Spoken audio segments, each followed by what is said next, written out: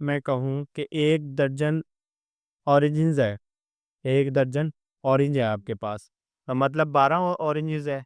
Yes. तो 12 oranges mean कि आपके पास 1 मोल ऑफ ऑरेंजेस है। हमने कहा था मॉल इज व्हाट, वो चीज़ जो अंडर कंसिडरेशन होंगे। मैंने 12 ऑरेंजेस को 1 मोल का नाम दे दिया। अगर मैं कहूँ कि मेरे पास 2 मोल ऑरेंजेस हैं तो मैं क्या कहूँगा, मेरे पास 24 हो जाएंगे, 24 हो जाएंगे ना, डबल हो जाएंगे उसकी तादाद की निस्बत। और एक मोल के अंदर साथ साथ एवोगैड्रो नंबर को भी डिस्कस करी जाते हैं। 1 मोल के अंदर 6.022 इंटू 10⁻23 नंबर ऑफ पार्टिकल्स होते हैं। ये बड़ी लंबी कैलकुलेशन है, उसने बस नंबर ऐसे नहीं आ गया, मुंह था गया उसको, उस जेन में ही आया, उसने कहा ये इतने नंबर होते हैं, ऐसे नहीं है, पूरी कैलकुलेशन है, डेरिवेशन है ऐसी।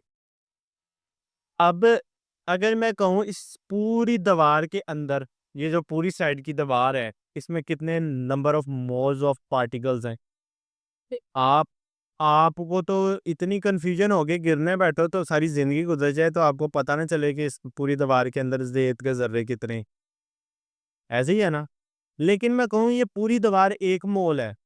अब आपने एक चुटकी में बताना है, आपने कहना सर इसके अंदर 6.022 इंटू 10⁻23 नंबर ऑफ पार्टिकल्स हैं, गिन रहे बेसिक। सर, चाहे वो चीज होती हो या मर रही हो, जाने लगे।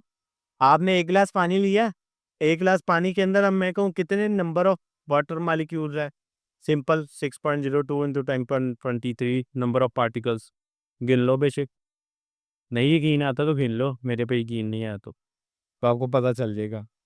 तो जितने नंबर बढ़ते जाते हैं, जितने मोल बढ़ते जाएंगे उतने ये भी बढ़ते जाएंगे। अगर 2 मोल की कोई चीज़ हुई तो 2 × 10 की, ये एवोगैड्रो नंबर, इसको हम कहते हैं एवोगैड्रो नंबर Na।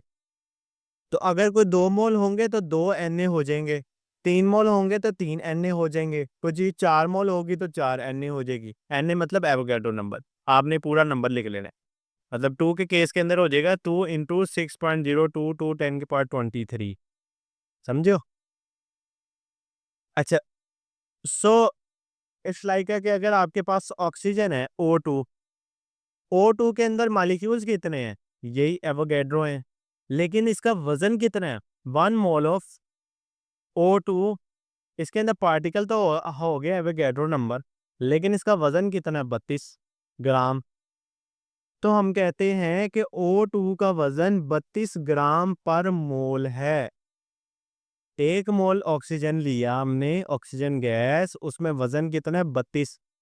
अगर मैं 2 मोल ले लूं तो वजन बढ़ जाएगा, 3 मोल ले लूं बढ़ जाएगा। ठीक है, आप बस मल्टीप्लाई करते जाओगे, 2 मोल होंगे 2 से कर दोगे, 3 मोल होंगे 3 से कर दो, 4 मोल हो जाएंगे 4 से कर दो, आपको 100 ऑन। पर 42 कैसे आया? 32 कैसे आया? अगर आपने ने पीरियोडिक टेबल जरा देखा हो तो वहां पर ऑक्सीजन के अंदर 8 होता है उसका अटोमिक नंबर, और 16 होता है उसका मैस नंबर।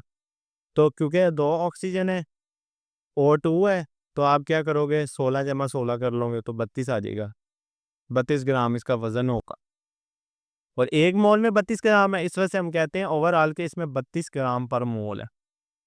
समझ आइए बात की। अब एग्जाम्पल और लेते हैं, NaCl के केस के अंदर उसका वजन 58.5 ग्राम होता है, लेकिन कितने, 1 मोल के अंदर, तो हम 55.5 ग्राम पर मोल कहते हैं इसको। तो ये चीज क्या कहलाती है, इसका मोलर मैस, कि 1 मोल में वजन कितना है। अगर मैं सिर्फ इतने की बात करूं तो ये सिंपल मैस है इसका, 58.5 ग्राम, बस ये मैस है। लेकिन 58.5 ग्राम पर मोल, मोल के हिसाब से वो मोलर मैस बन जाएगा। राइट को थोड़ा बहुत, जब हम इसके न्यूमेरिकल्स आएंगे फिर ये चीज़ और क्लियर हो जाएंगी हमारे पास। हाइड्रोजन के केस में ले लो, H2 2.016 ग्राम, ये क्या है, इसका मैस है।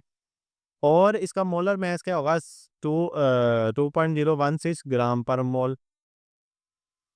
क्लियर है, कोई कंफ्यूजन यहाँ तक? पर H2 का गैस है 0.01 की, हाँ जी, यानी एक हाइड्रोजन को एक एक Na के साथ मल्टीप्लाई किया तो 0.016 नहीं है। हम्म, बस एक पॉइंट है इंपॉर्टेंट, वो ये है कि अगर आपके पास, क्योंकि ये नंबर बड़ा है, तो हम इसको छोटा करने के लिए कहते हैं कि 1 ग्राम के अंदर 6.02 इंटू 10^23 AMU होते हैं। अभी एवोगैड्रो नंबर नहीं है, ये गलत चीज यूनिट है, AMU एटॉमिक मास यूनिट। तो हमारे लिए आसान हो जाएगा, अगर ये 2 है तो हम ये पूरा ना लिखे, हम इसे 2 AMU भी कह सकते हैं। ठीक है, इसको हम कह सकते हैं कि ये कितना है, ये 58.5 AMU है। आसान करने के लिए हमने ना ये कर लिया।